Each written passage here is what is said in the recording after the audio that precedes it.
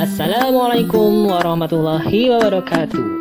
Kembali lagi bersama saya Anang Bayu Seta di channel Dr. Sabilillah. Jiwa raga sehat, ibadah semangat, bahagia dunia akhirat. Jangan lupa komen, like, dan subscribe. Sebagian dari kita pastinya mengetahui atau pernah mungkin mengalami yang namanya gangguan tidur. Sulit untuk tidur. Apa ya itu namanya? Sering kita sebut dengan gangguan insomnia. Baiklah teman-teman, kali ini kita akan membahas tentang insomnia. Gak bisa tidur karena insomnia? Yuk cari tahu cara mengatasinya. Ya, pengertian dari insomnia sendiri itu, insomnia adalah gangguan tidur yang mengakibatkan seseorang sulit untuk tidur. Insomnia ini dapat dikatakan insomnia apabila Anda atau seseorang itu sulit untuk tidur 3 hari berturut-turut dalam 1 bulan yang dirasakan.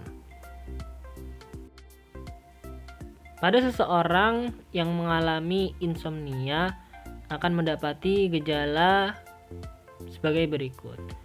Yang pertama, dapat mengantuk di siang hari karena dia sangat kesulitan tidur pada malam harinya, sehingga mengakibatkan orang tersebut mengantuk pada siang harinya.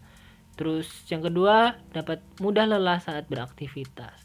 Ketika seseorang itu kehabisan energi, pada malam kurang istirahat, tidurnya tidak cukup, maka saat beraktivitas itu sangat mudah lelah dan semua pekerjaan itu pasti akan terganggu.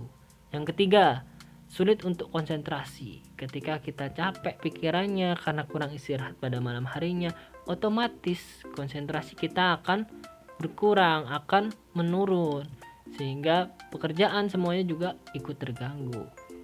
Dan orang juga yang keempat, mengalami mudah marah atau emosinya itu tidak stabil. Kenapa tidak stabil? Ya karena tidak dapat berpikir jernih, sehingga dapat mengakibatkan orang itu mudah marah.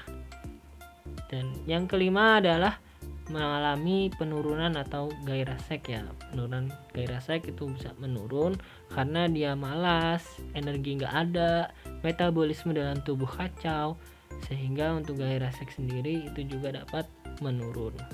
Nah, untuk insomnia sendiri itu dikategorikan menjadi 3 ya, dibagi menjadi 3. Apa aja? Nah, yang pertama ada early insomnia atau insomnia awal. Jadi ditandai dengan seseorang itu sulit untuk memulai tidurnya. Jadi ketika mau tidur kok sulit banget, nggak bisa tidur, udah menjemin mata nggak bisa tidur. Itu disebabkan itu yang dinamakan oleh early insomnia. Yang kedua, ini adalah middle insomnia. Jadi insomnia di tengah-tengah ya. Jadi orang ini sulit memulai tidur atau mengalami bangun di tengah-tengah tidur ya.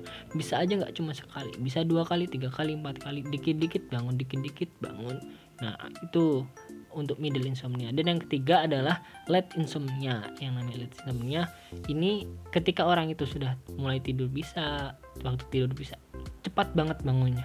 Tidak seperti orang yang lain, bangun jam sekian, dia jam sekian sudah bangun lebih awal daripada teman-temannya. Nah, tapi ketika ingin tidur lagi sulit, nggak bisa tidur lagi. Jadi mudah bangun tapi udah nggak bisa tidur lagi. Biasanya terjadi pada orang-orang tua paling sering ya. Nah, sekarang untuk penanganan insomnia sendiri itu gimana sih dok? Jadi untuk penanganan dari insomnia sendiri, kita yang pertama harus dilakukan adalah sleep hygiene. Kita harus membenarkan atau mengatur dari kualitas tidur kita sendiri. Gimana cara mengatur kualitas tidur supaya lebih baik dok? Nah, jadi yang pertama adalah menyamakan jam berangkat dan bangun tidur setiap hari. Misal kalau sehari itu tidur jam 10 atau jam 11 kita tidur ya hari besok kita jam 10 atau jam 11 sudah menuju ke kamar kita untuk tidur. Nah, untuk bangunnya itu kita bisa pasang alarm ketika bangun subuh jam 4 atau jam setengah 5 lah, kita setel alarm kita supaya kita bisa bangun. Nah, yang kedua, selain kita menyamakan jam tidur dan berangkat tidur dan bangun tidur, yang kedua berolahraga minimal 30 menit per hari sampai keluar keringat. Nah, nggak harus banyak-banyak, olahraga bisa dilakukan dengan olahraga yang ringan seperti berjalan kaki atau jogging lah, lari-lari pagi. Bisa juga senam kelenturan tubuh. Yang penting nanti kita mengeluarkan keringat sehingga metabolisme tubuh itu akan berjalan. Ketika metabolisme tubuh akan berjalan, jadi irama sirkadian kita juga bisa baik, kita bisa lebih seger, akhirnya kita bisa santai tidurnya, nggak bener-bener capek, dan seperti itu. Dan yang ketiga, ketika kita akan memulai tidur, agar kita lebih rileks dan lebih enak, kita mandi dengan air hangat. Boleh kalau yang di rumahnya ada heater ya, pemanas air, boleh mandi dengan air hangat. Kalau nggak ada ya silakan masak air hangat kayak gitu, boleh, untuk supaya tidur kita lebih nyaman, lebih rileks. Nah, selanjutnya yang keempat, melakukan latihan relaksasi sebelum tidur. Nah, gimana cara dok latihan relaksasi? Nah, untuk latihan relaksasi sendiri dapat dilakukan dengan beberapa hal. Contoh yang kecil aja ya, kita bisa peregangan sebelum tidur, tangan kita di peregangan, kaki, badan. Habis itu kita mulai merelaksasi dengan cara bisa juga mendengarkan lagu, itu juga bisa, atau mendengarkan kalau yang muslim ya, ayat-ayat Al-Quran atau lantunan qiraah Al-Quran juga bisa. Bisa juga untuk relaksasi pijit-pijitan, mungkin yang istri mijitin suami, suami mijitin istri kalau misalnya pada saat tidur malam ya. Terus kalau misalnya keluarga, anak atau ayah ya, supaya badan kita itu, intinya adalah supaya badan kita itu rileks dan nyaman. Tarik napas, buang napas, tarik napas, buang napas. Hilangkan semua pikiran yang mengganjal supaya pikiran kita itu bisa rileks dan nanti tidur kita bisa lebih enak dan nyaman.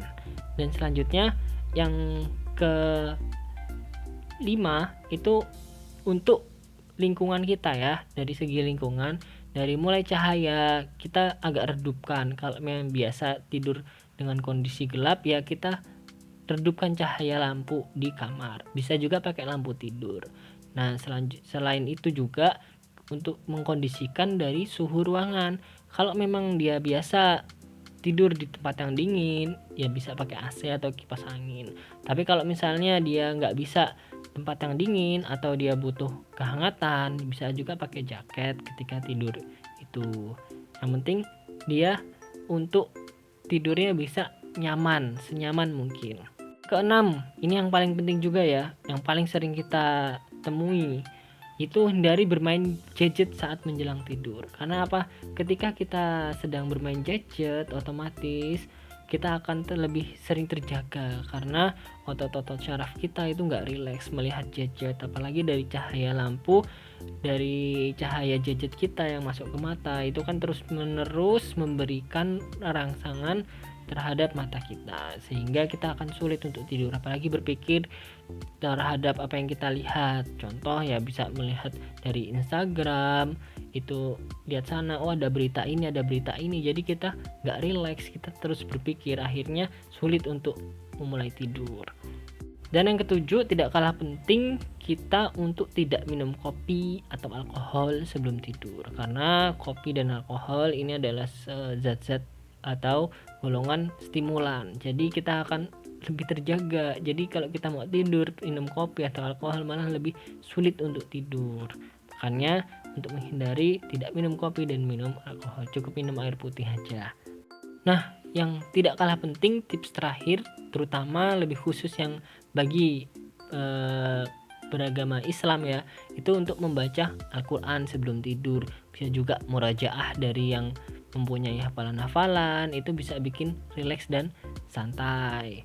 Habis itu untuk semuanya juga jangan lupa selalu berdoa ketika akan tidur, dan insya Allah semuanya juga bisa. Di agama manapun pasti ada yang namanya berdoa sebelum tidur, dan juga berzikir sebelum tidur agar kita bisa rileks dan santai. Udah baca aja 1000 zikir, tahu-tahu nanti tidur gitu. Tidak lupa juga untuk berwudu. Kalau dalam tuntunan Islam, kita sebelum memulai tidur sebaiknya untuk melakukan wudu, membersihkan tempat tidur, lalu tidur. Biasanya ketika kita setelah melakukan sleep hygiene dengan baik, tapi kok masih belum bisa tidur dengan nyaman atau masih mengalami gangguan tidur atau insomnia ini, nah saya sarankan untuk periksa ke dokter Anda. Jadi akan dicari tahu lagi kenapa kok sulit untuk memulai tidur atau ada gangguan tidur. Jadi nanti dari dokter akan dicari penyakit apa sih yang mendasarinya kok orang ini sulit untuk tidur, dan nanti akan diberikan obat sesuai dari indikasi penyakitnya tersebut. Itu. Insya Allah itu saja sedikit pembagian informasi mengenai insomnia dari saya, Dr. Aneng Boyoseta. Jika ada kurang lebihnya, saya mohon maaf sebesar-besarnya. Akhirul holiada. Wassalamualaikum warahmatullahi wabarakatuh.